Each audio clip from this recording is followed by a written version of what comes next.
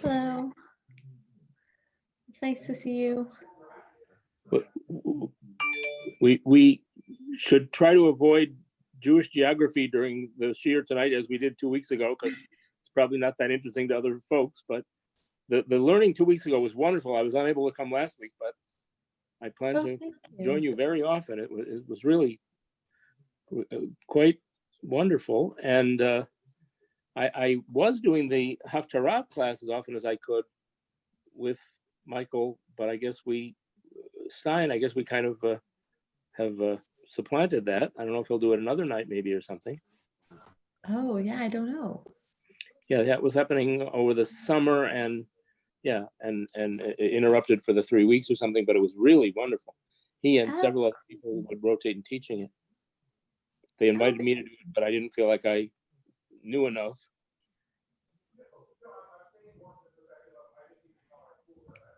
Very cool. Hi, Debbie. How are you? I'm good, but I'm going to mute because there's other noise in my background. Sure. Debbie, how are the sub-community setups going? Oh, for the Shvat team? Yes. We have like 50 people signed up, so we're going to set up the groups and get it going next week. It's such a cool idea. I was telling I think people really want to connect. They're looking more for than things to ever. do.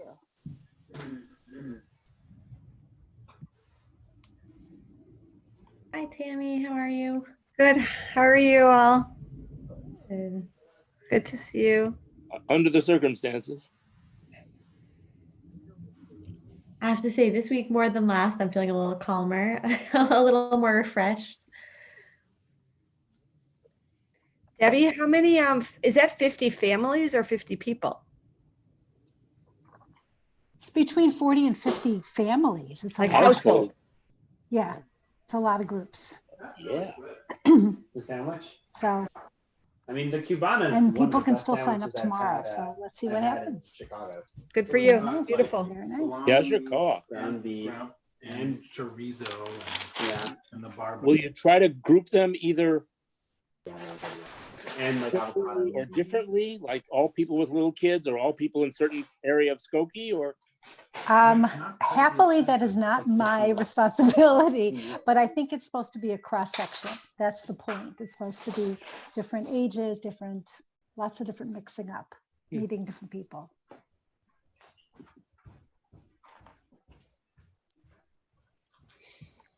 Amazing.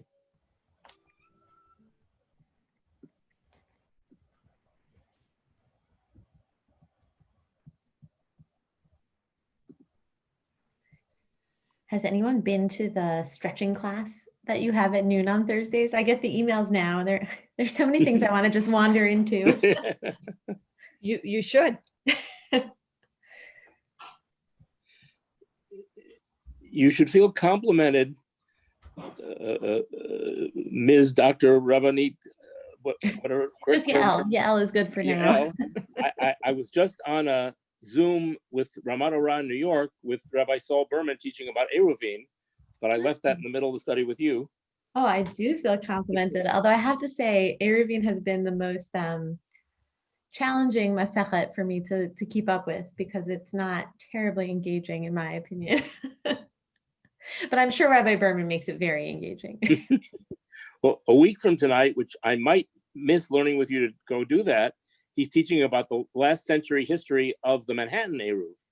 I was working at Lincoln Square when he was rabbi there when it was set up, and there was a lot of politics, halacha, theology, community, complication, expense. It was a very fraught issue. Yeah. 20, 30 years ago. Yeah, sure. One of my teachers at Yeshivat Maharat, Rabbi Adam Mintz, wrote, I think, his doctoral thesis on the Eruv, and he is very passionate about the Manhattan Eruv. Rabbi Bodner said that he invited Rabbi Berman to give this talk because he talked to Rabbi Mintz about it. And Rabbi Mintz said the authority he consulted was Rabbi Berman. Oh, very cool. Hello, Rabbi Ari.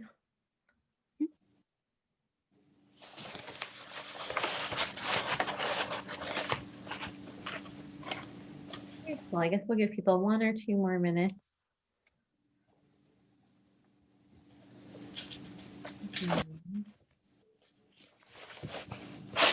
Bev, great to see you here. Oh,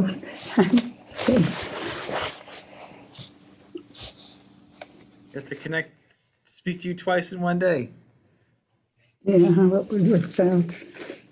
For many weeks in Michael Stein's Haftarah class, Barry participated, but his camera wasn't working. It looks like it is, even though he's not in it. Maybe he'll be back at some point. Oh, he's there. Waving hand. I'm in a class with someone who it's always like the very top of her forehead is the only thing showing. And I don't know if it's that she can't like adjust her chair or her camera, or she's purposely happy to fly literally below her radar, but it's always, everyone should come as much or as little as of their pictures they want to show. Happy to have you.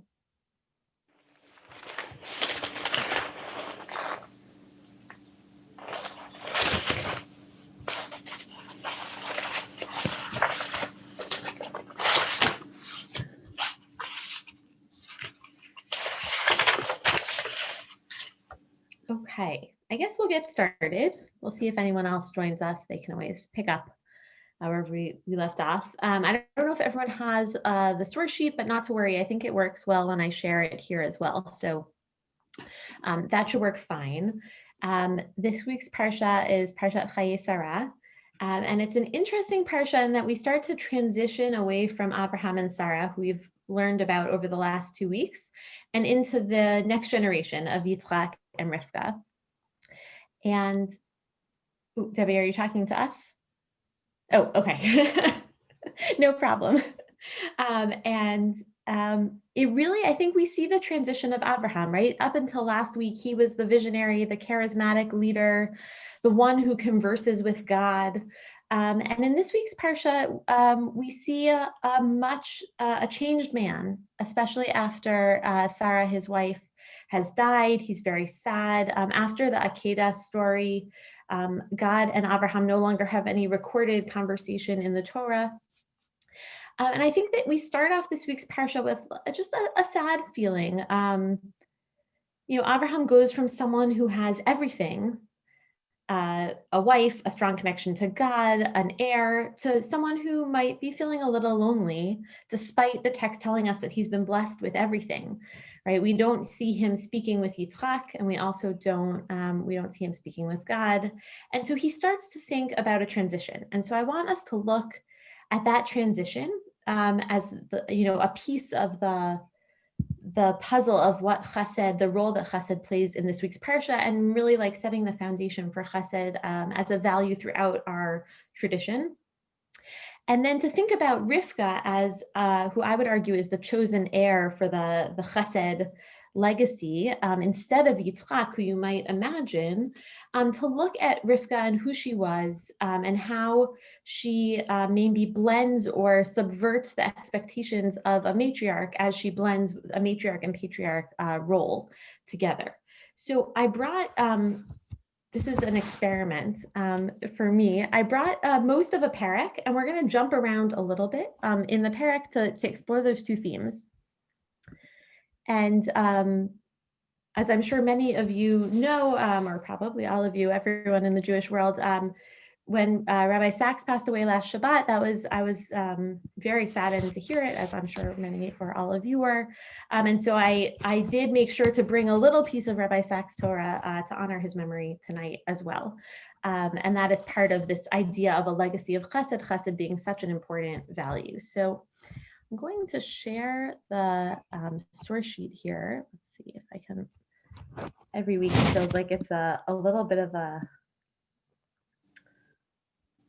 challenge to pull it up successfully, but I think I can do it. And we can start thinking. So as Abraham starts his transition of leadership is when he asks his servant, commonly thought of to be Eliezer, to go find a wife for Yitzchak. And I want us to look at his request and the way that it's executed, and think about maybe some of the interesting things that arise from that contrast. Let's see, I'm going to make it a little bigger for everyone. Is that big enough? Is this better? 150? Probably. Excellent. Okay. So does someone want to read this first little chunk of text? This is Abraham talking to his servant about going to find a wife for Yitzchak. Hebrew, English, whatever you feel comfortable with.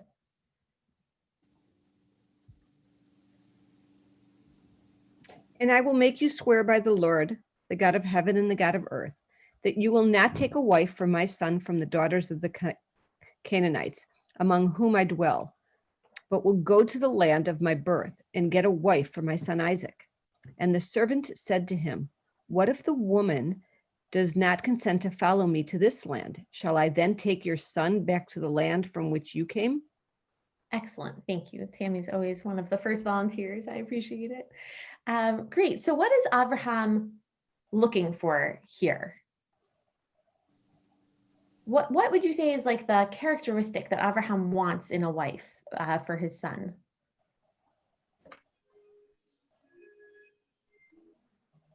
Right. It seems to me like it's a geographic concern, right? Do not take a daughter from here. Take a daughter of the land where I am from, right? And I might have cut it off just maybe one pasuk too early, right? Because the Evet says, what should I do if I can't find someone to come back with me? Should I bring your son there? And Abraham says, like, absolutely not. She's got to come here, So right? that's all kind of strange. Okay, First of all, tell me Lech more. Lecha, he left there because it was not a good place. And yet somehow he and Sarah are the first Jews, but the non-Jews that he's related to there are better stocked than the people who's living around, but you don't want to stay there with them. It's all complicated. It's true. That's very interesting. I want to hold on to that thought.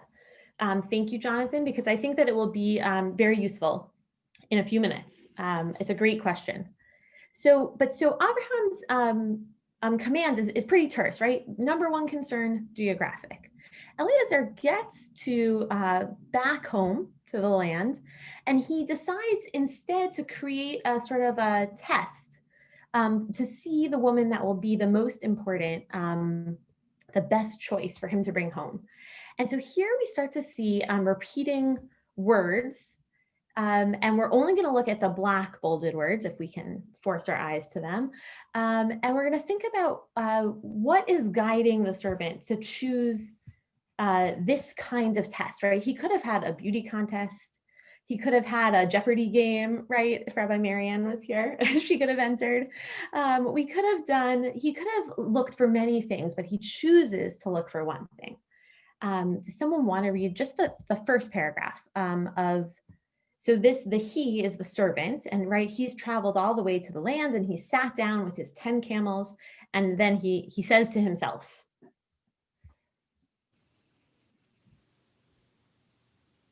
and he said, O Lord God of my master Abraham, grant me good fortune this day and deal graciously, but it's chesed in the Hebrew, with my master Abraham.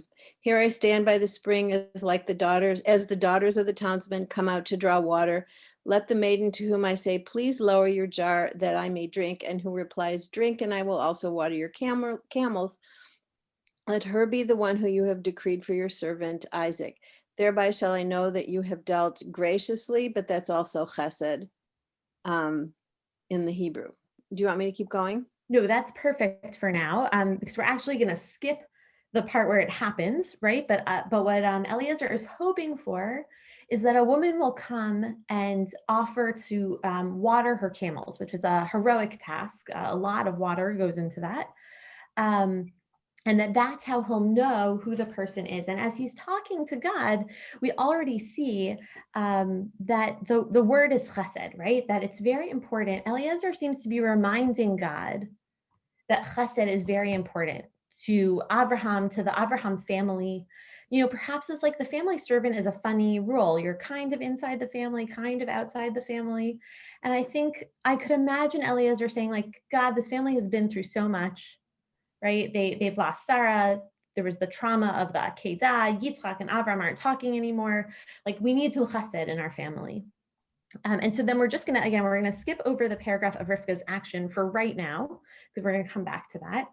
and pick up the story after that dream of Eliezer's, the test has come true. Do you want to pick up here, please, at when the camels had finished drinking? When the camels had finished drinking, the man took a gold nose ring weighing a half shekel and 2 gold bands for her arms, 10 shekels. Pray tell me, he said, who is your father's house for us to spend the night? She replied, I am the daughter of Bethuel, the son of Milcah, whom she bore to Nahor. And she went on, there is plenty of straw and feed at home, and also room to spend the night. And the man bowed low in homage to the Lord and said, Blessed be the Lord, the God of my master Abraham, who has not withheld his steadfast faithfulness. Again, chesdo, for my master, for I have been guided on my errand by the Lord to the house of my master's kinsman. The man bowed low in homage to the Lord and said, Blessed be the Lord, the God of my master Abraham, who has not withheld his steadfast faithfulness from my master. I'm sorry, I already read that. And No, the no, maiden, you did it. You didn't. It's a very long story. he And says it twice, yeah. but does he say it twice? Oh, okay. Who has not withheld his steadfast faithfulness from my master. For I have been guided on my errand by the Lord to the house of my master's kinsman. And the maiden ran, and you have that bolded in purple as tarutz. Yes, and told we'll get back all to this. that. Thank you. Beautiful. I might have actually, there might be an error. I'll have to double check. Because I think it is only 4 cheseds. So it's possible that I copied a pasuk twice. I apologize.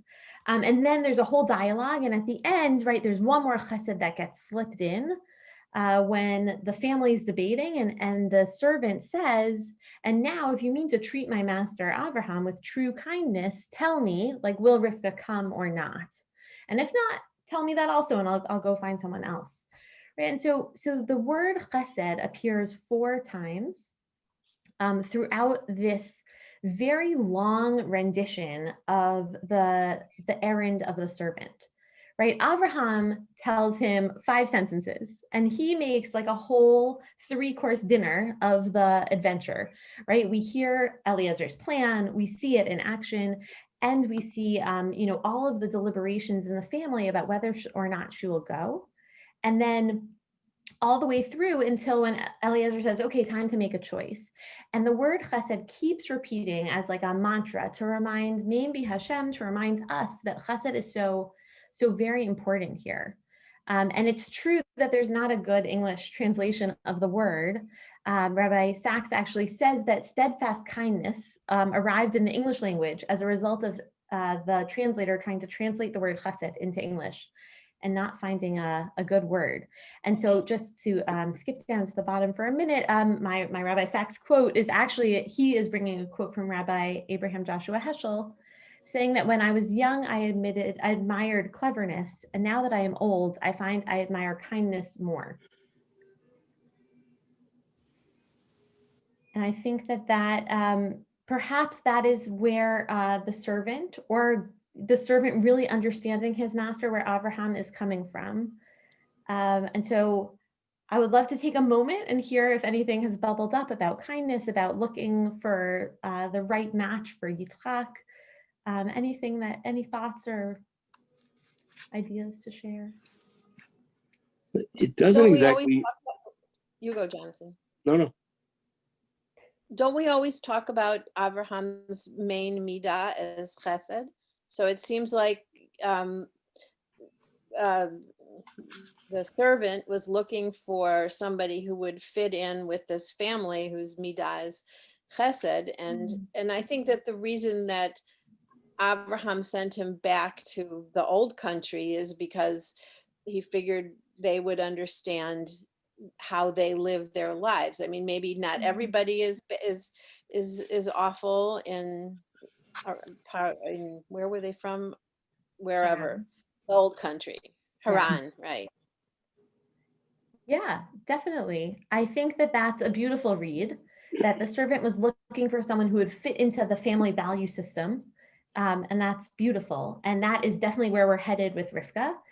I also think it's possible, Rabbi Tzvi Grummet talks about how each of the forefathers' midah is actually the one they needed the most, not the one they really displayed the most. and that Abraham, for all of his chesed for others, couldn't seem to marshal it in the right way for his family. And that maybe it's not how she'll fit in best, but she's the antidote. And I think that we see that at the end of the parsha, because right when Rivka goes into Sarah's tent, the parsha opens in the grief and mourning for Sarah, and it closes with a love and an alleviation of grief through Rivka, and that maybe her chesed is able to bring a closure to what was a hard chapter, one in which maybe Abraham strove for chesed and didn't always reach that bar at the right time. And so I think either read is possible, and maybe it's a little of both at different times. Jonathan, I think you had something to say also, right? I didn't mean to cut you. And I mean, this morning, many of you may have zoomed into the funeral for Rochelle Katz's mother, Allah Shalom, which her children and grandchildren spoke with unbelievably movingly and powerfully about her chesed throughout her life as a escapee, the second to last day of the Warsaw Ghetto, and then coming to America and raising this amazing family. And Rabbi Pupko, after all those amazing relatives, talked about the Shekhinah returning to the tent when Rivka, in some sense, replaced and reanimated Sarah's spirit and values and chesed.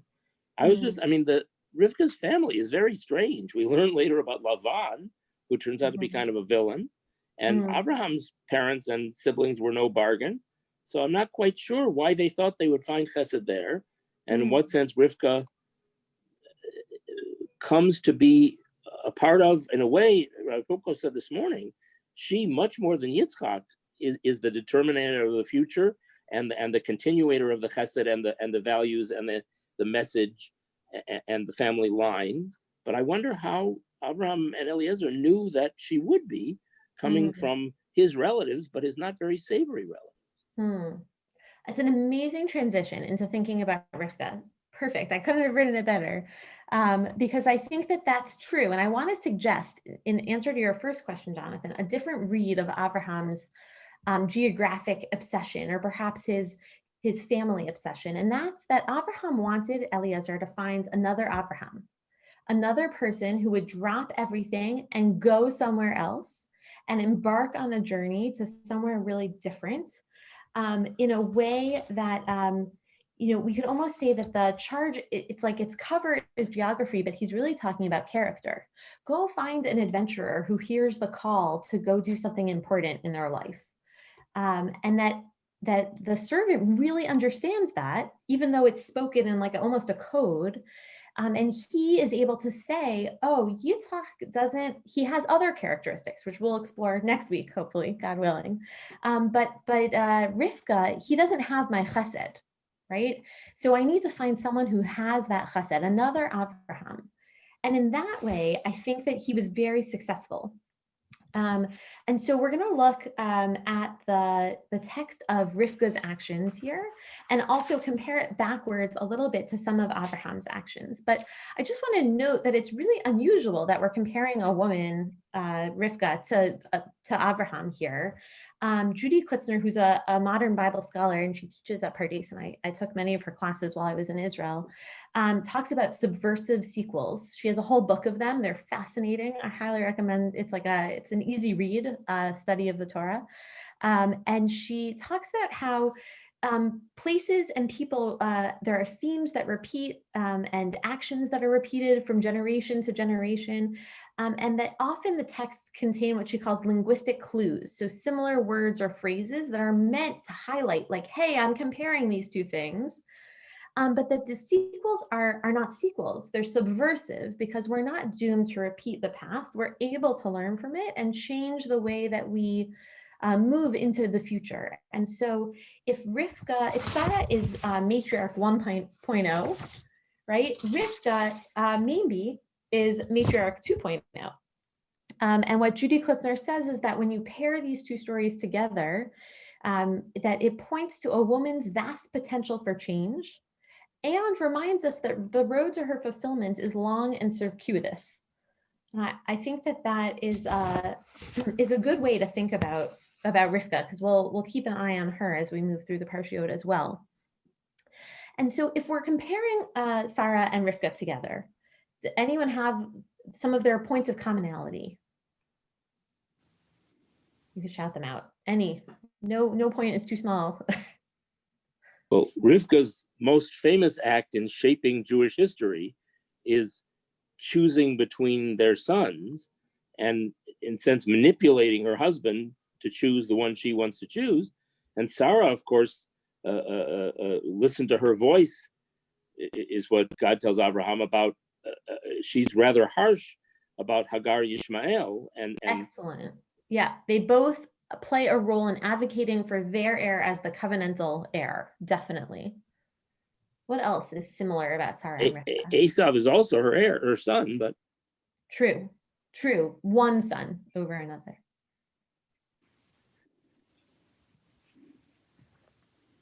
I'll start really basic. They're both women, right? They both marry an Av. They both struggle with barrenness. They both are forced to pose as the sister of their husband when they go to Egypt, right? There are a lot of pieces to the story that repeat, over and over. Like, Judy Klusner doesn't say this in her book, but I would say almost like hitting you over the head, like, hey, these two are supposed to be the same. And then suddenly there's this sharp diversion because she's much more a man, and I don't mean to use those gendered terms, but in the context of the Torah, right? Rivka is the only woman in Sefer Bereshit who is introduced without attaching her to a male relative until very late in the narrative. She really stands on her own. And so I want us to read the part that we skipped, the middle, right? So Eliezer, or the servant, is sitting there thinking, God, please send me the right woman for Yitzchak. And this is what happens. He had scarcely Just finished speaking. Like the one thing just on the Yeah, manner. please. She's also described as the Na'ar, right? Which is striking, right? There's no hay Yeah, in the Ketiv. that's interesting. Right. It's vocalized, not Arab, but there is no hay. Right. I mean, she's clearly a woman and she's Yeah. beautiful and she's a virgin, but it's just weird. Like, why Mhm. is there no hay? Why is it the Na'ar? Yeah. Yeah. I mean, in a world that was very gendered, she acts more like a man than a woman. We wouldn't say that today, of course. Great point, Ravari. Thank you. Does someone want to read this piece, or should I read? Someone with a dramatic reading voice, maybe. I'm happy to. Okay, so Rivka, who was born to Betuel, the son of Milcah, the wife of Abraham's brother Nachor, comes out with her jar on her shoulder. And the maiden, the Na'ara, spelled as Na'ara, was very beautiful, a virgin who no man had known. She went down to the spring and filled her jar up and came up. And the servant ran toward her and said, please let me take a little sip of water from your jar. Drink, my lord, she said. And then she quickly, vatimaher vatered, she quickly lowered her jar upon her hands and let him drink. And when she had let him drink his fill, she said, I will also go and draw for your camels until they finish drinking. Vatimaher. And quickly she emptied her jar into the trough for the camels. V'taratz, and she runs back to draw more water for the camels from the well. And the man, the servant, meanwhile stood gazing at her, silently wondering whether the Lord had made his errand successful or not. To me, it really feels like a movie script, right? He had scarcely finished speaking. You see him pondering the wisdom. But so far, the words vatimaher and v'taratz have started to appear. And as we noted before, again, v'tarat hanar, again, hanara, but without a hay, v'taged lebeit ima, and she runs back to the house to tell her mother's house that she's bringing a guest home. And so Rivka is someone who's comfortable operating in the public sphere with people she does not know, right? She doesn't hide from a strange man at the well. She immediately is friendly and welcoming. And I would say she almost anticipates his needs. She's able to offer to feed the camels quickly, right? He asks for a drink of water. And then when he finishes drinking, she says, I will also draw for your camels. And if we flip to the story of Abraham at the very opening of last week's parsha, where his 3 guests come, we see a very similar pattern, right? Here, he looks up and he sees these 3 men, and as soon as he sees them, vayarat, he runs from the entrance to greet them. And then vayemaher Abraham, he hurries back into his tent to Sarah, and he says, Mahari, quick, bake this 3 se'ah of choice flour, right? Make cakes. Vayarat Abraham, and he runs to take the meat that he's going to slaughter, and he gives it to his servant Vayemaher, who also hastens to prepare. And so again, I think we see a similar anticipation of needs, a friendliness and eagerness to serve guests and strangers in their home territory, whether it's actually their own tent or just sort of at their well.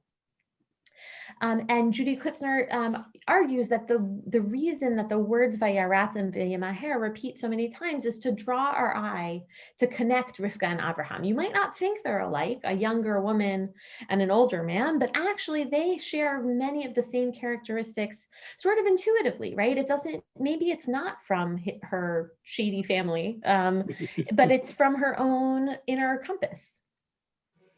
And lest you say, okay, that's nice, but like there's not so many ways to say she quickly ran. The linguistic markers continue. So after the servant comes and he sits with Rivka's family, in a I would say a really shocking twist, they ask Rivka what she wants, which is probably unheard of to ask a child or a younger woman, if we feel more comfortable on that route, and a woman at all, if she wants to go. And yet they ask her, Vatomar elich, and she says, I will, or I will go, I will leave. And what, does that remind you of any piece of the Abraham story? Lech lecha. Lech lecha, right? And then Vayelech Abraham. And so, and I think that that's the piece of that first story that's really hidden and like subverted inside Abraham's commands is go find another person who, when you say, will you go? Will, lech lecha, will say elech, I will go. I will take on the challenge. I will, go somewhere, leave my family behind, somewhere unknown, and take on this new adventure.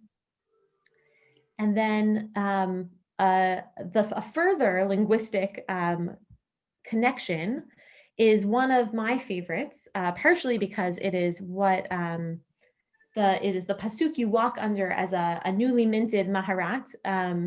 So it has a happy anticipatory ring to me, is when they decide to send Rivka off, the family beautifully gives a bracha, and they sort of unknowingly give a bracha that has a very strong echo to brachot that Abraham receives. Right, so vivarchu et Rivka, the family blesses Rivka. Vayomar la achotenu at hayi la'alfei revava. O sister, may you grow into the thousands of myriads. Vayirash zarecha et shar sonav, and may your offspring seize the gates of their foes. It's an interesting bracha to give to someone, and we see here that right after the akedah, right after the malach stills Abraham's hand, he also gets a bracha where vayirash zarecha et shar oivav. So oivav is a little bit different than sonav, but it's the same idea. And the same words, vayirash zarecha et shar, your enemies or your foes, right?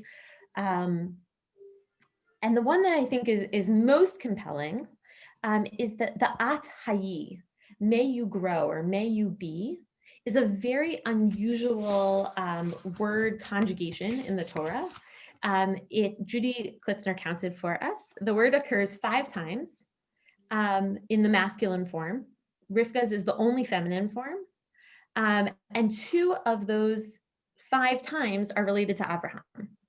Right, so I think the Torah is saying Abraham and Rivka are people who have to hayi, they have to be actualized, they have to grow in order to elech or lech lecha, in order to go. There are people who are like, their energy is there and ready, and when God is ready to actualize it, then they go, they blast off. And so Rivka really starts out, I would say strong. She has these strong characteristics. She seems like an excellent heir to the legacy of Chesed for Abraham. And I think that it is showing the subversive sequel from Sarah to Rivka shows this a strength, a resiliency, ingenuity, that we don't have to accept things as they are, but we can change them. We can make them better. We can improve upon them. And yet, as we'll see as we keep going, you know, people are complicated and we slip on and off the path. But I think at this moment, at the end of Chayei Sarah, there's a really like a good feeling that the contender for the Chesed legacy has been found, and she's already actualizing her potential by soothing Yitzchak, ready to take on the next challenge. And it was not a way that I had really thought about Rivka in the past, probably because I and many of you may be sort of conditioned to think of women as a more silent actor within these stories. But Rivka actually, you know, she steals the show. She takes like a big chunk here, and then she makes these really decisive decisions to go as Abraham had. So in many ways, yeah. Rivka is more decisive than Abraham. Hmm. I mean, I guess he does stand up to God and say, "Hashofet kol haaretz olam mishpat," yes, mishpat, which is a pretty chutzpahdik thing to do. But in his own personal life, he kind of goes along meekly with the Akedah. He goes along with Sarah's instruction about Yishmael and Hagar. Rivka creates the whole future of the family and the nation by intervening in the choice between her sons. And there are other decisive women like Tamar and like Hannah. And in fact, if I had had one or more daughters, there would have been a Rivka and a Hannah somewhere among those names, because I think those are the most appealing. But Rivka is also the one who teaches us how to daven, right? I mean, the rabbis say, because of the way she prays, that's the way we should all do the Amidah. We'll right? talk about Rivka and davening next week for sure. But I mean, she was really intrusive and active, and certainly not a stand on the side woman. In some ways, Abraham was a stand on the side man. I don't know, comparing him so much with Abraham, but in terms of sequels, not necessarily subversive. We can compare the the well side encounter with the suitor with Rachel and Jacob, where Rivka is the actor. She's the one with the agency at the well who's quickly watering everybody. Whereas when Jacob comes, he kind of takes over and he moves the stone and he quickly waters the flock of Lavan, which Rachel has brought to the well. So that's just a comparison again, the one version of the, an incident that repeats itself. Yeah, very nice. There are a lot of motifs in this story. And then again, the well narrative repeats again with Moshe and Sipporah and her sisters. It certainly is a powerful one. Thank you. And I think your point, Jonathan, that there are more women who go on to subvert or be successors to Rivka's legacy is certainly true. In the chapter from Judy Klitzner, she talks about Devorah, the Nevuah, in the Navi, who it really finally flips the narrative, because in that narrative, Barak, the commander, says, Lo elech, he's nervous to go. He says, you go, Devorah. Right, and so it goes from Avraham going to Rivka going to actually Devorah being the only one who's brave enough to go into battle. And so certainly there's lots of room to grow, and we'll see, parts of Rivka slip back into the Sarah matriarch style as the story goes on, and you've mentioned some of them, Jonathan. But I think here it's a really impressive start, especially at the beginning of her experience with this family and joining the family. We should also say a word about animals on behalf of Nina, the dog lover, and whoever's a vegetarian, that the Midrashim say Moshe was chosen because of the way he was a shepherd, and Rivka clearly had extensive chesed, not just for people, but for animals, camels. And Moshe, again, is a certain kind of shepherd, so is David. So compassion and empathy for animals is also an important feature in who becomes a leader. Certainly. As we near the end of our time, if there's anyone who hasn't added something, who wants to, I want to make sure everyone has a little bit of space if they'd like it, to add a thought about Rivka, or everyone has given us a lot of good things to think about. No pressure.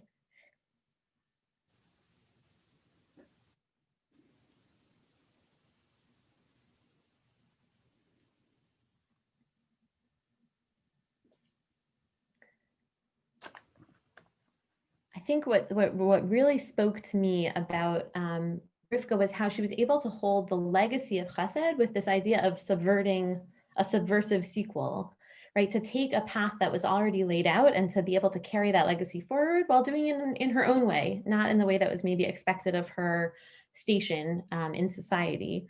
And that's a tension that's often hard for us to hold at one time.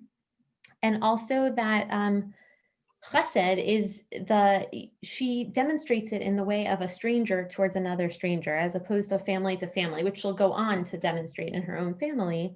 It's something that Abraham excelled at also, and it's what Rabbi Sachs articulates as really like a cornerstone of our tradition, is that it's not enough to be nice to your family or your own community, but the kindness of strangers is the true chesed, right? To clothe the poor, to care for the orphan. It's not your own family only, but also those you don't know. And that for Rivka to have been able to approach someone that was a visitor that she'd never met before and to do this great task for him is the true mark of chesed. Unless she had Ruach HaKodesh and realized who she was dealing with, but maybe that would make her even more impressive, huh? we have to feel a little sympathy for Nebuchadnezzar Yitzchak. He's overshadowed by his father, his son, his wife, in some ways even his brother. He's the only one who never leaves Eretz Yisrael, but he's kind of acted upon. So great point. We're going to look at Yitzchak next week, I hope. And I hope that we'll look at what I think is his greatest strength, which is the way that he shows love. And so I think that he actually has a lot to be proud of. We don't have to feel so bad for him. He has some rough moments, but I think he's really able to overcome them. And I would love to go to bat for him next week. A little plug for next week's topic, Yitzchak and love. Wonderful. Any last thoughts, ideas? Discussion points? Questions? Shabbat wishes? More chesed.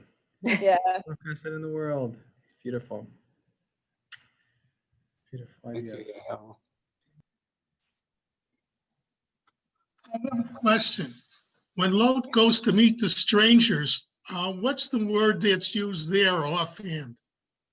Oh man, this is a good test. I'm gonna fail it right off the bat. I don't know. Do you have an idea? Like, is there something that you think? I could look it up. Well, it seemed to me that was an act of kindness, greeting the strangers, just, in the same vein that we're talking about here.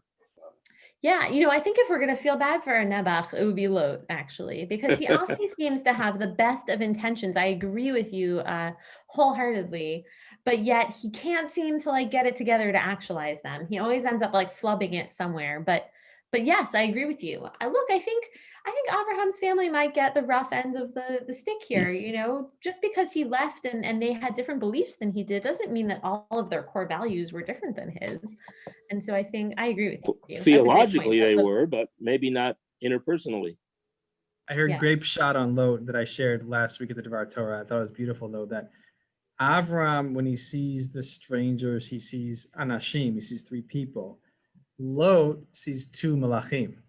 So Lot's chesed was like, oh, there's malachim coming. Like, I better roll out the red carpet, right? It's like, it wasn't so pure. It was more, he realized these were important people. So he does a big, he extends himself. But Avram, the greatness of Avram, they were just random guys walking through the desert. And Lot is willing to live in Sodom. So he's got to be not terribly choosy in some ways. And one of Avram's great cheseds was to say to Lot, look, you want to go that way, I'll go that way. You want to go there, I'll go there. Totally open-ended and cooperative and flexible. Yeah. Lot didn't realize it until the angels blinded the people that were the people of Sodom. When he saw the strangers, he thought they were men.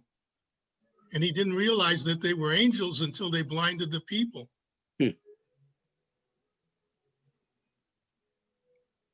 And remember the difference between the Jewish and Christian interpretation of the story of Sodom. It wasn't about straight or gay. It wasn't even about sexual harassment and antagonism. It was about generosity and taking care of strangers and visitors. And also Hamas was about money, not especially about violence. It was also about theft and economic injustice.